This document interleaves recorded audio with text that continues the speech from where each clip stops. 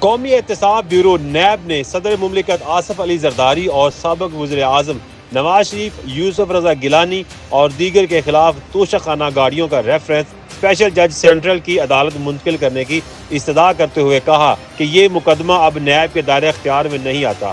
اسلام آباد احتساب عدالت میں توشہ خانہ گاڑیوں سے متعلق ریفرنس کی سماعت ہوئی۔ جج عابدہ سجاد نے مقدمے کی سماعت کی۔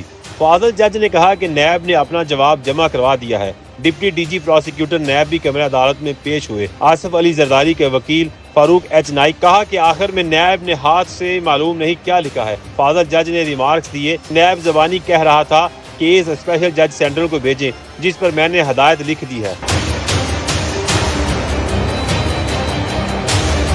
فاروق ایچ نائک نے کہا کہ زندگی کا کوئی بھروسہ نہیں، ان کیسز میں بہت سے ججز کو ریٹائر ہوتے دیکھا ہے، آخر میں ہم ہی بچے ہیں۔ میری استطاع ہے کہ کیس ایف آئی اے ایجنسی کو بھیجا جائے، وہی عدالت بھیجے۔ ابھی تک اس کیس کے چلان پیش نہیں ہوئے۔ ڈپٹی ڈی جی نیب نے کیس ایف آئی اے ایجنسی کو بھیجنے پر اعتراض کرتے ہوئے کہا کہ ایجنسی کیسے ایگزامن کرے گی۔ فاروق ایچ نائک نے کہا کہ یہ کیس نیب سیکشن 9 کے تحت ہوا اور بیان ریکارڈ بھی ہوئے۔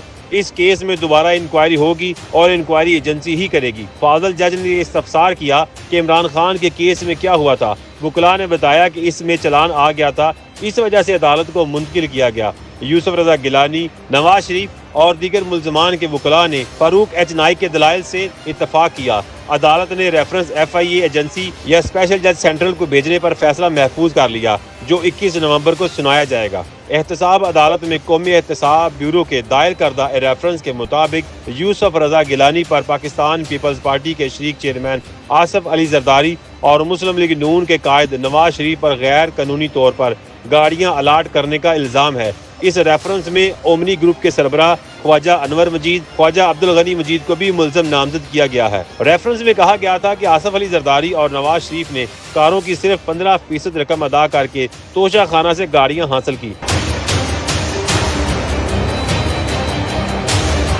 بیورو نے الزام عائد کیا کہ یوسف رضا گیلانی نے اس سلسلے میں نواز شریف اور آصف علی زرداری کو سہولت فراہم کی اور تحائف کو قبول کرنے اور ضائع کرنے کے طریقہ کار کو غیر قانونی طور پر نرم کیا۔